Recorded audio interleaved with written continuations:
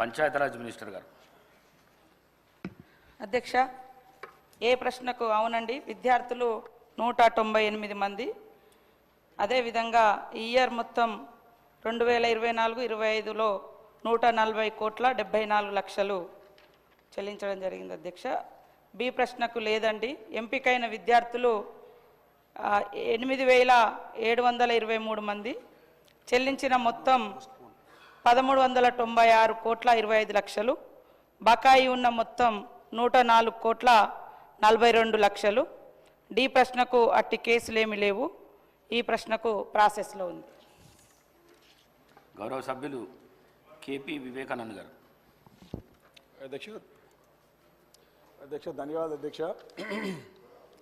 మంత్రి గారి సమాధానంలో సరే అది మిస్టేక్ అయి ఉంటుంది. 1098 అధ్యక్ష, 190 అని చెప్పినారు.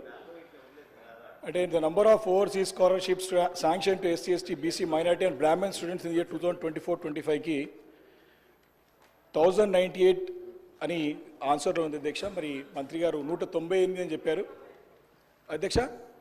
మరి అది కరెక్షన్ మరి 190 లేకపోతే దీనిలో మిస్టేక్? 98. ఓకే, అది కన్ఫ్యూజన్. థ్యాంక్ యూ అధ్యక్ష. అదేవిధంగా వారి ఆన్సర్లో మరి ఇలాంటి పెండింగ్లు లేవు అంటే the reasons for delay in sanction of those scholarships అంటే కూడా నో అని చెప్పి ఆన్సర్ ఇచ్చారు అధ్యక్ష. అధ్యక్ష వారి సమాధానంలోనే అమౌంట్ డ్యూ 104 కోట్ల రూపాయలు అన్నట్టు మరి దాంట్లో ఉన్నది. రీజన్స్ ఫర్ డిలే అనేది మాత్రం దానికి సమాధానం చెప్పలేదు అధ్యక్ష. మూడవది అధ్యక్ష, the number of students who got already selected in overseas schemes and are studying in abroad, the quantum of amount pending for payment of them for second and third installments, the quantum of amount paid therein అంటే అధ్యక్ష 8,000 అంటే మొత్తం నాకు తెలిసి మొత్తము ఇప్పటివరకు అయినటువంటి students మొత్తం 8,722 మంది ఇప్పటివరకు అయిన సంఖ్య అధ్యక్ష. మనం అడిగింది 2024-25కి ఏందని అడిగినాం అధ్యక్ష. అదేవిధంగా whether it is the fact అంటే సమస్యలు ఏమైనా ఎదుర్కొంటున్నారంటే నో సచ్ కేసెస్ అని చెప్తున్నారు అధ్యక్ష మంత్రి గారు. అది వాస్తవం కాదు అధ్యక్ష. నేను వారి దృష్టికి ఈ సభ ద్వారా, ఎందుకంటే విదేశాల్లో వెళ్ళి సెకండ్ ఇన్స్టాల్మెంట్ థర్డ్ ఇన్స్టాల్మెంట్ రాక ఇబ్బంది పడుతూ ఉన్నారు. చాలా అంటే చాలా మాకు డైరెక్ట్గా మాకు కానివ్వండి మీకు కూడా సంబంధించిన మీ నియోజకవర్గాల్లో ఉన్నటువంటి వ్యక్తులకు కూడా ఖచ్చితంగా ఒక ప్రశ్నలు పెండింగ్ ఉన్నటువంటి బిల్స్ గురించి పదే సెకండ్ ఇన్స్టాల్మెంట్ థర్డ్ ఇన్స్టాల్మెంట్ ఎప్పుడు వస్తే అడుగుతున్నారు అధ్యక్ష. వారి సమాధానంలోనే అమౌంట్ డ్యూ 104 కోట్ల రూపాయలు అని చెప్తా ఉన్నారు. మరి దాంట్లో మరి ఏం లేదని చెప్తున్నారు అధ్యక్ష. దీంట్లో కొంచెం క్లారిటీ లేదు అధ్యక్ష. అందుకే నేను స్పష్టంగా ఎవరిని అడగదలుచుకున్నాను, ఈ సెకండ్ అండ్ థర్డ్ ఇన్స్టాల్మెంట్ ఎప్పటి వరకు మీరు ఇస్తారో క్లారిటీగా స్పష్టంగా చెప్పాలని చెప్పేసి నేను కోరుతాను. ఎందుకంటే పేద మధ్యతరగతి ఎస్సీ ఎస్టీ బీసీ మైనారిటీ బ్రాహ్మణులతో పాటు అగ్రవర్ణాలు ఉన్నటువంటి అందరు పేద విద్యార్థులు వెళ్ళి అక్కడ ఇరుక్కుపోయి ఈ ఫీజు రాక సెకండ్ ఇన్స్టాల్మెంట్ థర్డ్ ఇన్స్టాల్మెంట్ రాక ఇబ్బంది పడుతున్న మాట వాస్తవం అధ్యక్ష. రెండోది మేము అడిగినాం స్పష్టంగా 2024-25లో మీకు వచ్చినటువంటి దరఖాస్తుల గురించి ఇలాంటి చెప్తలేరు అధ్యక్ష. ఈ ఇయర్ నాకు తెలిసి మేము కూడా అందరం కూడా ప్రతి తెలంగాణ ప్రాంతంలో ఉన్నటువంటి అందరూ కూడా పేద మధ్యతరగతిలో ఉన్నటువంటి బడుగులు బలహీన వర్గాలతో పాటు అగ్రవర్ణాల్లో ఉన్నటువంటి పేద విద్యార్థులు దీనికి ఆన్లైన్లో దరఖాస్తు పెట్టుకున్నారు.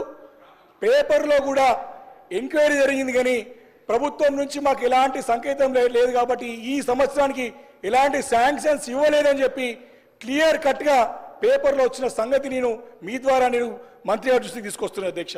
అయితే ఈ స్కీమ్ని ఉంచుతారా, కంటిన్యూ చేస్తారా లేదా అని ఎత్తేస్తారా, దీనికి స్పష్టంగా సమాధానం చెప్పాలని చెప్పేసి మంత్రి గారు కోరుతామని అధ్యక్ష. ఎందుకంటే భవిష్యత్ తరాల గురించి పెట్టుబడి విద్యార్థులపైన చెప్పేసి ముఖ్యమంత్రి గారు అన్నారు. కానీ భవిష్యత్ తరాల వారిది మరి ప్రశ్నార్థకంగా అంధకారంగా కనపడుతోంది ఈ యొక్క చర్య వల్లని చెప్పి చెప్పక తప్పదు అధ్యక్ష. రెండోది, మనకి దగ్గర మన బడ్జెటే 3 లక్షల కోట్ల బడ్జెట్, 1,27,000 కోట్ల రూపాయల అప్పు ఈ ఏడాది కాలంలో జరిగినట్టు స్పష్టంగా అర్థమైంది. ఒక 100 కోట్లు పేద విద్యార్థుల గురించి వెచ్చించడానికి ఎందుకు ప్రభుత్వం వెనకబోతుందని చెప్పి నేను ప్రశ్నిస్తాను అధ్యక్ష. ఈ నిర్లక్ష్య వైఖరికి కారణం ఏందో చెప్పాల్సిగా నేను మంత్రి గారిని కోరుతాను అధ్యక్ష స్పష్టంగా.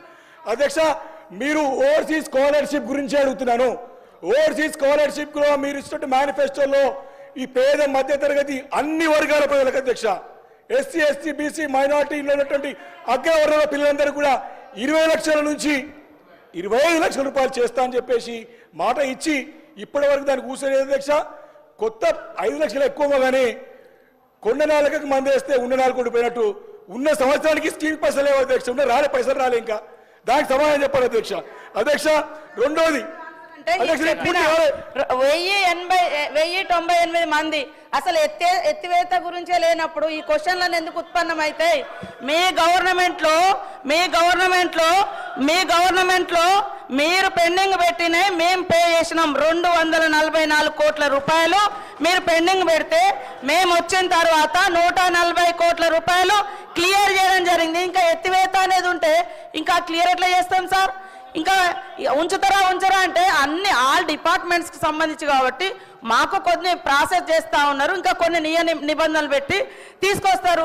ఇంకా ఉన్న పెండింగ్ మాకు మార్చి వరకు ఉన్నది క్లియర్ చేయడానికి ఛాన్స్, మార్చి వరకు మేము క్లియర్ చేయడానికి అవకాశం ఉంది.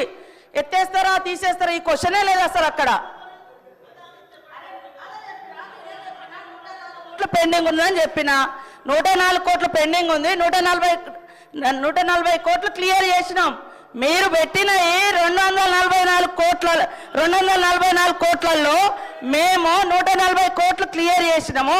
ఈ ఇయర్లో ఇంకా 104 కోట్లు మార్చి వరకు మేము పే చేసుకోవడానికి అకాడమిక్ ఇయర్ మాకు అవకాశం ఉంది, మేము క్లియర్ చేస్తాం అవి కూడా. Thank you speaker sir.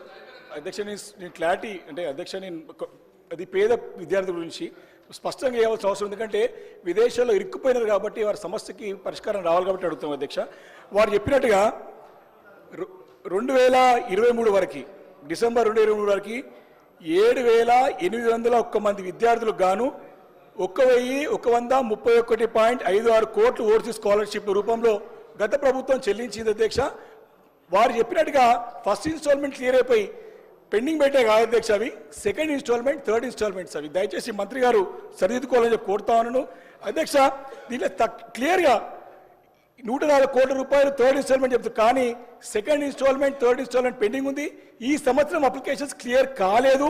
దాని గురించి ఈ సంవత్సరం దరఖాస్తుల గురించి స్పష్టత ఇవ్వాల్సింది కోరుతూ అధ్యక్ష ఒకటి స్పష్టంగా లేదు రాష్ట్రంలో అర్థమవుతా ఉన్నది అధ్యక్ష. దీంతో పాటు ఓవర్సీస్ స్కాలర్షిప్స్తో పాటు ఫీ రీంబర్స్మెంట్ కూడా దగ్గర పెండింగ్ ఉన్నాయి. అదేవిధంగా అధ్యక్ష డబ్బులు చెల్లించాలంటే అధ్యక్ష ప్రశ్న అడుగుతున్నారు అధ్యక్ష.